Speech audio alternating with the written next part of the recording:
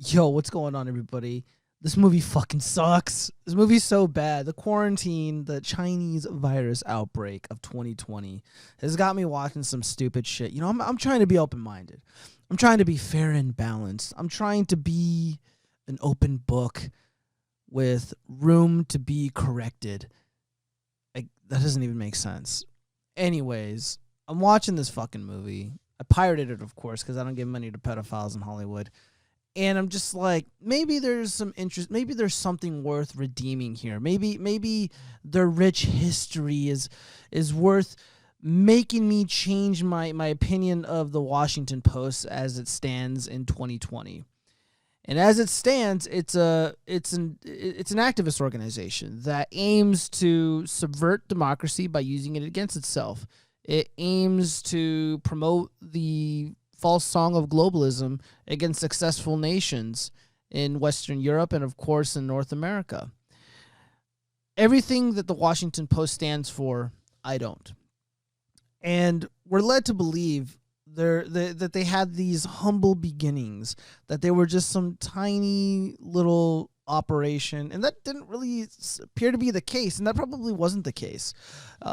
You know, they had a lot of resources at their disposal. The people who were in charge of this organization in the film, and I guess in real life, they were, basically a part of the upper echelons of society. They were the establishment. They were the intelligentsia. They were the shot callers in the country, despite claiming to be this little tiny newspaper, this little tiny organization, this small family folksy business, and that just wasn't the case.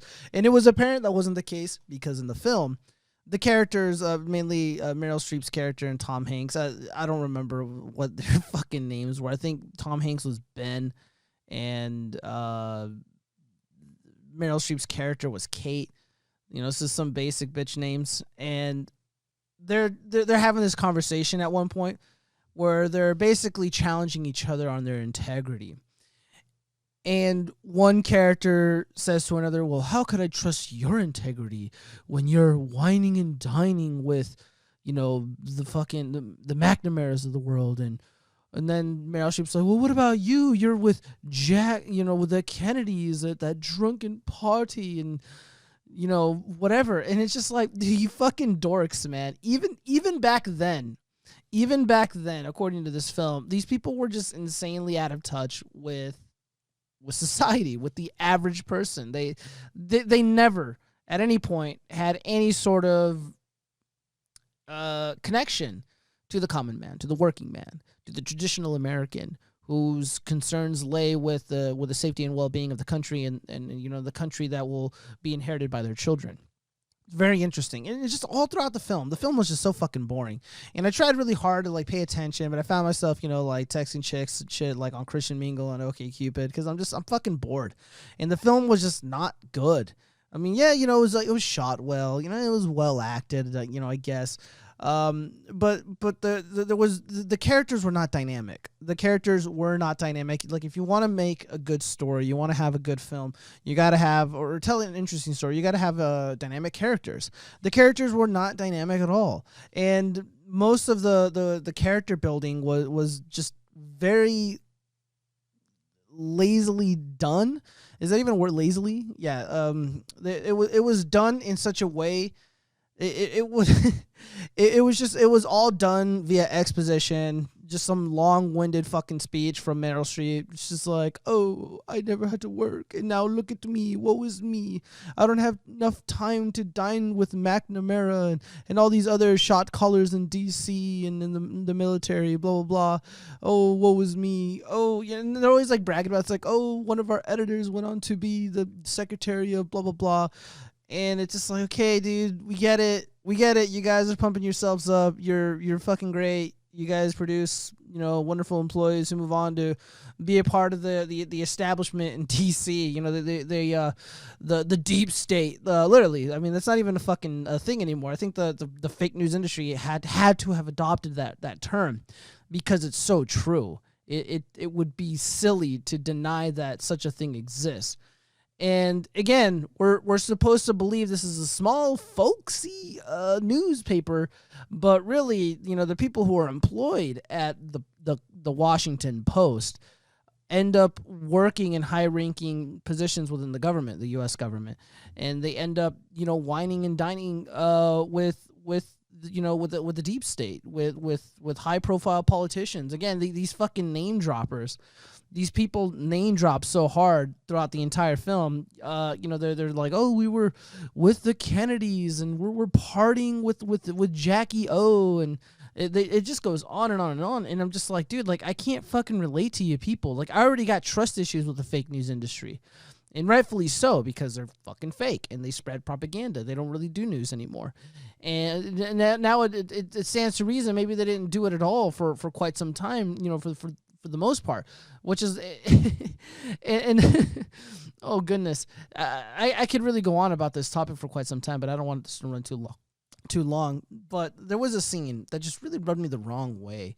I think this is almost towards the end where they're talking about, oh, we're fighting for the press, we're fighting for the Constitution, we're free speech people, we're First Amendment people, and now it is 2020, and you have the fake news industry, and this includes the Washington Compost, advocating for the censorship of lawful speech on the internet. They're advocating for the censorship of people who do citizen journalism. They do video vlogging or blogging, and they have their own unique opinions, and they go online and they share their ideas. The exchange of ideas is under attack in the United States in the year 2020, and it's largely being attacked by the fake news industry because they are being supplanted. They are being replaced by people who have webcams and microphones, and they're at home, or they're in a small office, or they're even doing these things in their car, like LBRY, the Montreal lawyer, and they're doing it a lot better. They're doing it way better. They're more interesting. They're more trustworthy. They have more credibility. There are people who are going to be on the ground when major news events are breaking, and their word is going to be a lot more trustworthy than some ideologue in some multi-million-dollar office working for a multinational corporation who's been compromised for such a long time now, and they're not trustworthy. They're not trustworthy. Even people on the fringe left, on the progressive left, they don't trust the news industry. And I don't want to say I was a progressive for the most part, but I used to be on the left. I was a Bernie bro. In 2016, I voted for and supported Bernie Sanders. And I was like, you know what? The media is lying. They're establishment shills. They're working they're working on behalf of the Democratic Party. They're colluding with each other to thwart Bernie Sanders' bid to become the nominee in 2016. And of course, the WikiLeaks articles that were published were absolutely correct. Now, what WikiLeaks did, what Julian Assange did, is no different than what the characters in the movie The Post did. It's the exact same fucking thing. They did the exact same thing. But Julian Assange is bad because allegedly his leaks got the person elected with the wrong opinions. The person who got elected is not a part of the fucking club. He's not a part of the deep state. He isn't a part of the pedophile elite that has been exposed in the recent past. And that's really about it. It's funny. It's funny, because what I think what the movie set out to do was to kind of humanize the Post, humanize the press, and kind of, this was propaganda. It was a propagandistic piece, and it fucking failed. It was cinematically a dud. It was fucking boring. The characters weren't interesting. They were shit. Whoever, it's like they didn't even give a fuck about the story of the Washington Post. They didn't do it justice. Why they had to fucking trot out Meryl Streep and Tom Hanks, who's allegedly, done some satanic things. Allegedly, I don't want to get into it in this video, but this is the reality, guys. This is what's going on. And they trot out these fucking losers, these old geezers, to prop up this propagandistic bullshit, and it falls flat. They set out to humanize the Post, and they just look like a bunch of stuck-up rich assholes who are not in touch with the regular person, who's gonna go out and see this. People who work at the fucking Washington Post are gonna go see this shit. You know, the rich people aren't gonna see this garbage. They know it's fucking garbage. They know it's trash. It's meant for the fucking retard to consume, not them. They already like the Post. They're already allies of the Post. They all repeat the same bullshit to each other. This is for me. This is for you. Of course, I'm immune to the propaganda. I'm immune to the bullshit. And I know their schemes. I know what they're up to. I'm not gonna fall for that shit. And I gave it a shot, man. I gave it a shot. You know, I'll give this like a 4.5 out of 10. The movie was really stupid, so I give it 2 thumbs down syndrome. So fucking retarded. You know, it was okay. It was well shot. Okay, yeah, it was decently shot. Yeah, it was fairly acted well. Yeah, you know, there's no issues there. But you know, when it comes to the story, yeah, I mean, I guess it was kind of coherent. You know, it was mostly coherent. That wasn't a problem. But it was just boring. It's like I couldn't get into it, man. Like I wasn't sympathetic towards any of these characters. Like I said, you know, the characters need to be dynamic. I mean, that's the lesson for today. If you're going to be writing a screenplay, you're going to be writing a book, your characters need to be dynamic, or the viewer or the listener, whatever, they're going to lose interest. The reader, whatever, they're going to lose interest if the characters aren't dynamic. Even in real life, be dynamic, be interesting, be different, evolve. I like to tell people, you know, a lot of these young screenplay writers, when I'm talking about screenplay writing and I'm giving them advice, I tell them, let me put it to you in a very simple way. Imagine that you're best friends with somebody, and you and your BFF, you guys are in high school. You start high school together, so 9th grade, and you guys are one way, and then as you progress through the different grades up until your senior year, you know, you've gone, you know, at one point you're smoking weed, and then that gets old, but your friend keeps doing it, and then you try to, maybe you're partying more, maybe you're just drinking beer now or whatever, but your friend still, all he wants to do is smoke weed and lounge around and play video games. And then you're like in the junior year of high school, and you start getting into chicks, and your best friend is still just wants to lounge around and play video games and smoke weed and, you know, eat pizza all day. And now it's senior year, you're planning for college, you're planning for, you know, your future. And, you know, your friend isn't interested in any of that. They just want to smoke weed and shit. They still want to just eat Cheetos all fucking day and play World of Warcraft or something and maybe watch porn. You know, but you're moving on in life. They're not. So imagine this. That's a story. That's a story right there.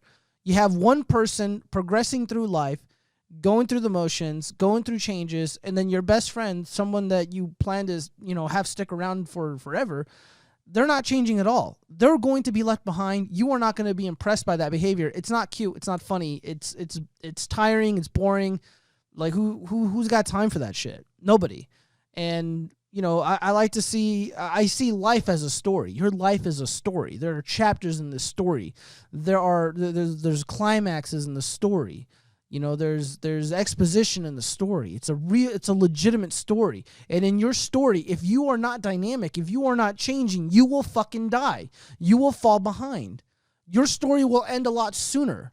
Your story will be boring. People will not want anything to do with you.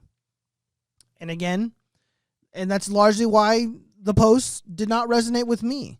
The Post didn't change at all. Not in the film and not in real life. They were stuck-up, snobby, elitist, liberal douchebags. These fucking, Chardonnay-sipping cocksuckers whining and dining with the establishment and the deep state, scheming to trick and lie to the people and condition them to believe lies.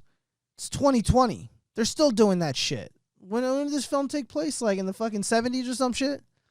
They're still the same. And again, you know, these people were whining and dining with the Clintons, with the Pelosi's of the world, with the Bidens, with the Obamas. They're all ass kissers. These people are disgusting. And that's really what it seemed like. It's like, oh, aren't I fucking great? Look who I'm hanging out and partying with. Look who I'm inviting over to my house to sip fucking wine with.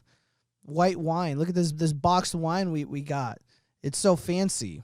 Yeah, fuck these people, dude.